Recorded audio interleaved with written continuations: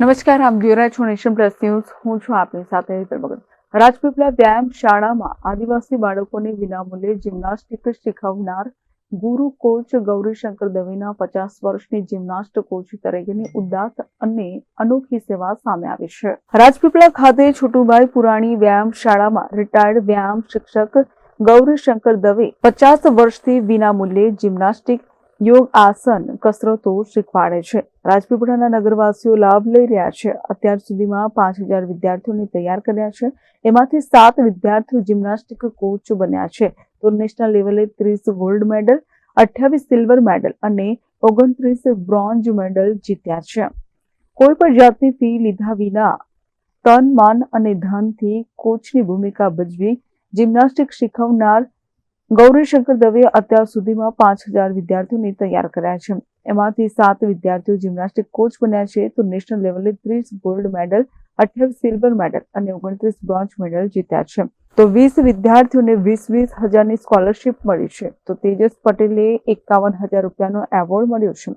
ઉપરાંત અસંખ્ય વિદ્યાર્થીઓને નેશનલ સર્ટિફિકેટને આધારે જુદા જુદા વિભાગોમાં નોકરી મળી છે. ગૌરીશંકર દવેએ જણાવ્યું છે કે જો રોજ થોડી કસરત, સ્ટ્રેચિંગ, બેન્ડિંગ, જોગિંગ, થોડું રનિંગ કરવામાં આવે તો ચરબી અથવા મેદસ્વીતા ઓછી કરી શકાય છે. 10 મિનિટ નાની કસરતો કરવાથી, 14 મિનિટ પ્રાણ ક્રિયા કરવાથી, અનુલોમ વિલોમ તેમજ 2 પ્રાણાયામ કરવાથી, આવું કરવાથી શરીર તંદુરસ્ત રહેશે. તેમણે એમ પણ ઉમેર્યું હતું કે ફ્રૂટ, કઠોળ હંમેશા દિવસે ખાવા જોઈએ. તળેલી, જંક ફૂડ, બજારની વસ્તુઓ ઉપયોગ ઓછો કરવો જોઈએ. નેશનલ એવોર્ડ તો ઘણા જીત્યા, પણ હવે અમારી ઈચ્છા ઇન્ટરનેશનલ લેવલે ગોલ્ડ મેડલ જીતે એવી અમારો પ્રયાસ છે. હવે આધુનિક સાધનો મળવાથી જિમ્નાસ્ટિક ખેલાડીઓને ઇન્ટરનેશનલ લેવલ સુધી લઈ જવાની અને 2036માં ઓલિમ્પિકમાં મેડલ જીતવાની તૈયારી કરતા હોવાની ઈચ્છા વ્યક્ત કરતા ગૌરીશંકર દવેની અનોખી સેવાને લોકોએ બિરદાવી છે. હવે જે આ સમયમાં સૌથી મોટો પડકાર મેદસ્વીતાનો છે. ચરબી વધી જાય છે. ચરબીને કારણે એમનો શરીરનો હાલચાલ જે ખરાબ થઈ જાય, કામ નહીં કરી શકે, ચાલી નહીં શકે, દોડી નહીં શકે, વર્કઆઉટ નહીં કરી શકે, એ મેદસ્વીતાને કારણે. પણ જો એ થોડી એક્સરસાઇઝ કરે, એ સ્ટ્રેચિંગ, બેન્ડિંગ, થોડું જોગિંગ કરે છે, થોડું રનિંગ કરશે અને અમારે અહીંયા જે એક્સરસાઇઝ આપવામાં આવે છે એ એક્સરસાઇઝ કરશે તો એમની મેદસ્વીતા કમ થશે.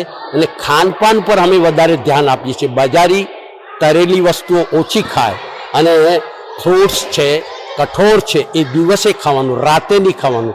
લોકો રાતે ખાય છે, દિવસે નથી. દિવસે કઠોળ ખાવાના, ફળ ફ્રૂટ્સ ખાવાના. Gymnastic mother of all game, જેવી રીતે football father of all game, એવી રીતે gymnastic mother of all game. એનામાં અમે યોગ ઇન્ક્લુડ કર્યું છે. યોગ, થોડી એક્સરસાઇઝ, જમ્પિંગ, બેન્ડિંગ, સ્ટ્રેચિંગ, સીટઅપ્સ ને એ એક્સરસાઇઝ કરીએ. અને સાથે સાથે પ્રાણ ક્રિયામાં કપાલભાતી છે, ભસ્ત્રિકા છે, એને પછી અનુલોમ વિલોમ પ્રાણાયામ છે, પછી અલગ અલગ પ્રાણાયામ, એવા 10 પ્રાણાયામ એ કરવાથી અંદરના બધા જ તમારા અવયવો સક્રિય થઈ જાય, મન શાંત રહે, મનમાં ઉદ્વેગ નહીં રહે, અસંતોષ નહીં રહે અને એક પ્રસન્ન ચિત્ત રહે. આ સૌથી મોટી પ્રસન્નતા બહુ જરૂરી છે અને એ પ્રસન્નતા યોગથી જ આવશે. અહીંયા બાળકો કરીબ 50 બાળકો સવારે આવે છે અને સાંજે 100 થી 125 બાળકો આવે છે. અને એમને એ છોકરો કોલેજ સુધી, અમારે પહેલા ધોરણથી લગાવીને કોલેજ સુધી અમારી પાસે રહે. એટલે હર હંમેશા એક સારો નાગરિક અને એક સારો આકર્ષક વ્યક્તિત્વ વાળો અમે પેદા કરી છે. અને અમારા કને જે 4-5 અમારા વોલન્ટિયર છે, અમે એમને સેવા લઈએ છીએ, એ પણ ફ્રી સેવા આપે છે અને એના કારણે જ અમને સેવા આપી છે. અને આજે અમે સારું રિઝલ્ટ આપીશું ભવિષ્યમાં.